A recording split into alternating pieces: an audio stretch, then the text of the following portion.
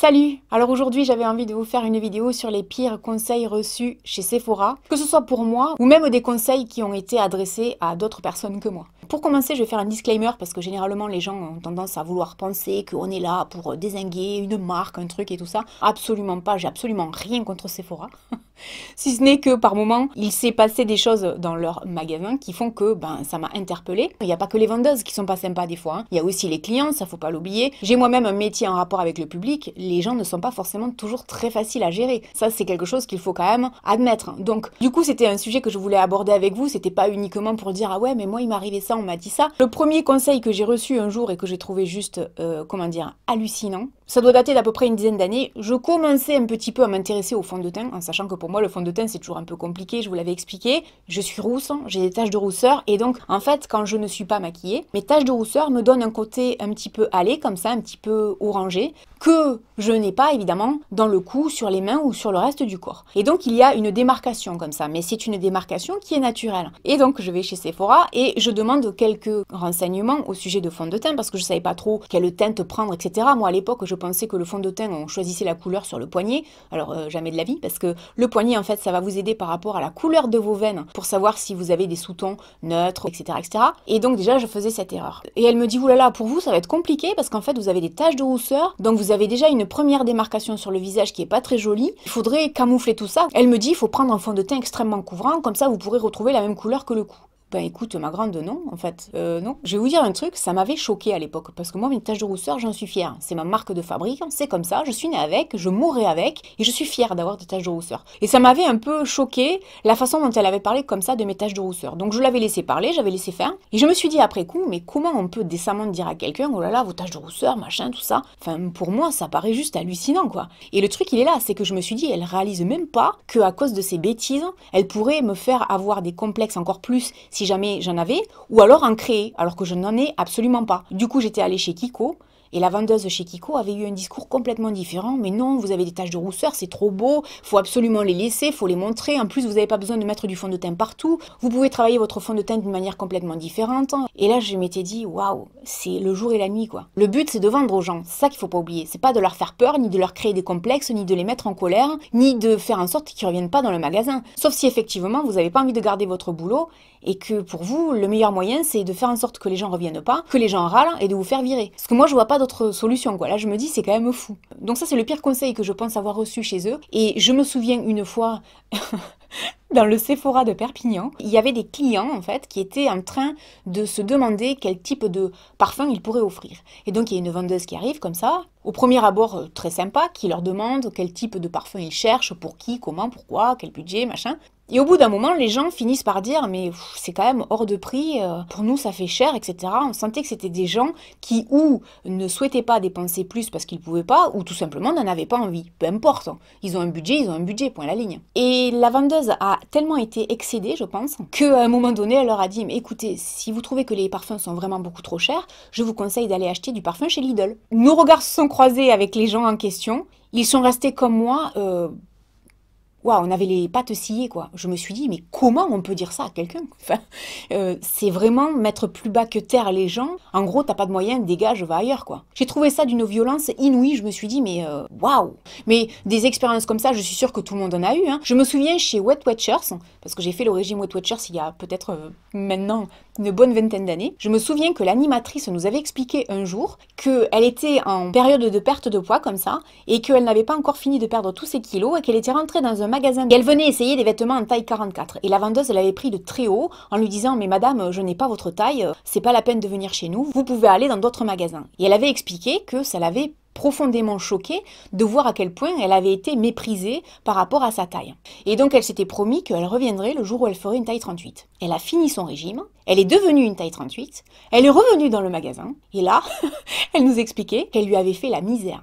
Parce qu'évidemment, elle se souvenait pas d'elle. Elle nous expliquait, je suis restée dans le magasin une bonne heure, à essayer les vêtements comme ça, à ne pas savoir, à faire ma cliente vraiment pénible, pour à la fin lui dire, non, finalement, je n'achèterai pas dans votre boutique, les vêtements ne sont pas assez bien pour moi. Bonne journée. Et elle est partie. Et ça, pour moi, c'était mon héroïne. Je me disais, mais cette femme, elle est extra. Parce que elle a tout compris, quoi. Quelqu'un vous prend de haut, mais les gars, vous laissez pas marcher dessus. Certainement pas par quelqu'un qui va vous toiser comme ça du regard. On n'a pas la taille pour toi, t'es trop grosse. En fait, c'était un peu ça qu'elle était en train de lui dire. Hein. Ou alors quelqu'un qui va vous dire, ah, t'as pas le budget, mais dégage, va ailleurs, va chez les pauvres. En fait, la vendeuse chez Sephora, c'était un peu ça qu'elle était en train de dire. Vous êtes des pauvres, allez chez Lidl. Je crois qu'elle m'aurait dit ça à moi, je lui aurais dit probablement, écoutez, j'adore Lidl, vous faites bien de le dire, je crois que je vais y aller de ce pas. Et je serais partie. Je trouve ça juste, en fait, inadmissible de dire ça à quelqu'un, et j'ai trouvé ça vraiment inapproprié, là, pour le coup, réellement. Alors un autre conseil auquel j'ai eu droit, bon c'est pas un conseil méchant, et je me souviens, une vendeuse vient très gentiment me voir, et là pour le coup elle était plutôt sympa en fait, hein, et partant d'un bon sentiment, elle me dit, si je peux vous donner un conseil, vous avez des beaux yeux bleus, vous ne devriez pas du tout maquiller vos yeux avec du bleu. Je l'ai pas mal pris, hein, mais ça m'a fait sourire, je me suis dit mais pourquoi? Non, j'aime le bleu, laissez-moi me maquiller en bleu. C'est vrai que le bleu a un peu tendance à annuler la couleur des yeux bleus, on est d'accord. Hein. Je pense qu'en fait c'est un conseil qui est judicieux parce que si vous voulez, les deux couleurs s'annulent entre elles et ça met pas forcément les yeux bleus autant en valeur que d'autres couleurs. Mais ceci dit, moi j'aime le bleu sur mes yeux par moment et je me maquille en bleu parfois. Je trouve ça joli. Donc je lui ai répondu gentiment parce que je savais que c'était pas méchant. Je lui ai dit écoutez, je suis navrée, mais moi j'aime beaucoup. Le problème c'est qu'elle a continué d'insister et qu'elle voulait me vendre absolument autre chose de plus cher en plus. Elle était maline. Bon, et puis je suis partie en fait sans l'acheter et j'ai fini par l'acheter en ligne parce que elle m'avait un peu découragée dans ma façon de faire les choses. Ce qui est d'autant plus marrant pour moi, c'est que j'ai une autre anecdote au sujet des couleurs bleues comme ça avec la marque Urban Decay dans le Sephora qui est Place Catalogne à Barcelone pour les gens qui connaissent ou qui iront peut-être un jour à Barcelone. Et c'était en 2012, je me souviens. J'étais partie comme ça avec 3 copines un week-end à Barcelone. L'une d'entre elles voulait se faire maquiller, sauf qu'en fait c'était payant, c'était dans les 30 €, elle avait pas envie de payer et donc on continue notre périple et à un moment donné on se retrouve dans le rayon de chez Urban Decay que moi je connaissais pas du tout à l'époque. C'était une marque qui commençait à arriver chez nous, à être populaire, mais moi je la connaissais pas. Et on va dans le rayon et là on tombe en fait sur une conseillère hein, qui travaillait pour la marque et qui était française en fait. Et qui accepte très gentiment de nous donner des conseils sur le maquillage et de nous maquiller. Et en fait elle a pris le temps, sans mentir je pense qu'elle a dû passer avec nous au moins une bonne heure et demie. Quand est arrivé mon tour, je suis passée la dernière, elle a pris un crayon bleu et instinctivement, elle m'a maquillée avec du bleu en muqueuse. Et j'ai trouvé ça formidable. Je me suis dit, enfin, quelqu'un qui veut me maquiller en bleu.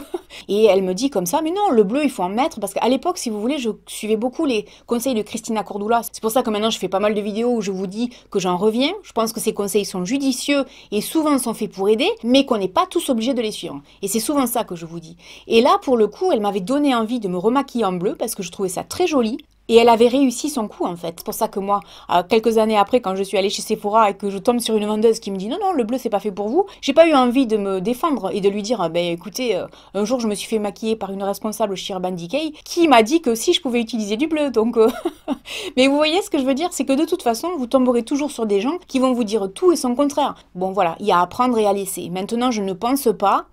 Enfin, je ne trouve pas, et ça reste que mon avis, que ce soit le rôle d'une vendeuse de nous dissuader d'acheter une palette avec des couleurs qui nous tentent. Je crois pas, en plus je me dis c'est pas vendeur quoi.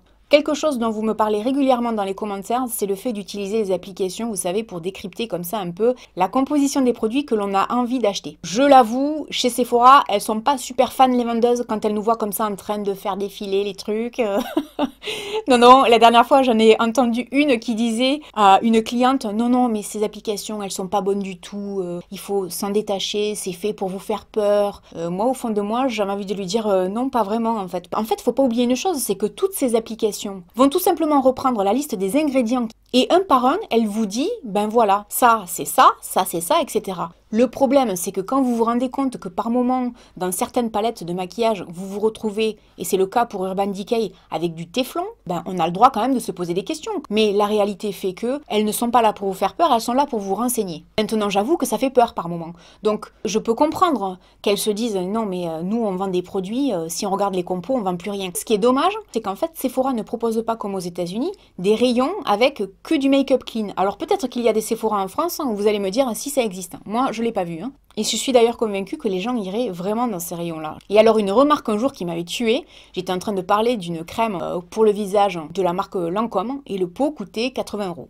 Et je dis à la vendeuse, ouais, moi, Lancôme, c'est une marque qui me fait rêver, mais à l'époque, je m'intéressais pas du tout à la composition des produits, donc voilà. Je dis, ouais, là, c'est vrai que c'est une marque qui me fait rêver, mais enfin, 80 € un pot, ça reste relativement cher. Sa réponse m'avait juste scié les pattes. Et je savais pas quoi lui répondre. Et donc, elle me dit, c'est vrai que c'est pas donné, mais ça reste quand même Lancôme, donc c'est une marque de luxe, le luxe, ça se paye, etc. Bon, là-dessus, elle a complètement raison. Et elle continue en me disant, il faut pas oublier que quand même, l'égérie, c'est Kate Winslet, et quand on voit sur les publicités la peau qu'elle a, ça donne quand même envie d'utiliser ce produit. Photoshop, ça te parle? Ça te parle pas? Je sais pas. Moi, quand on me dit ce genre de truc, ou des fois quand vous parlez avec les gens, ah ouais, j'ai vu la pub pour le mascara, tout ça, ça fait des cils super longs, je sais pas. Toi non plus, Photoshop, ça te parle pas? Enfin, surtout que maintenant c'est marqué image retouchée, etc. Moi, quand on me sort ce genre de truc, je me dis, mais les gars, non, mais non. Et venant d'une vendeuse, ça m'avait d'autant plus surprise, quoi. Je m'étais dit, elle peut m'avancer les arguments qu'elle veut, mais pas celui-là, pas l'image retouchée, enfin. Même si c'est encore quelque chose qui a l'air de fonctionner sur les gens, enfin, non, non, non. Avec le recul, je vous dirais que j'ai l'impression que les personnes qui ont été agressives, en fait, que ce soit avec moi ou avec d'autres, par rapport à tout ce que je vous ai raconté dans la vidéo, j'ai plus l'impression que c'était lié aux conditions de travail, plutôt que, en fait, au fait de vouloir être désagréable volontairement avec les gens. J'espère que vous aurez passé un bon moment à ma compagnie. N'hésitez pas à me laisser un commentaire. Et si vous êtes une Sephorette et que vous me voyez rentrer dans un Sephora bientôt, et que vous avez vu cette vidéo, s'il vous plaît, me sautez pas dessus. Parce que c'était pas contre vous la vidéo. Voilà, et puis je vous dis à très bientôt dans une prochaine vidéo. Salut!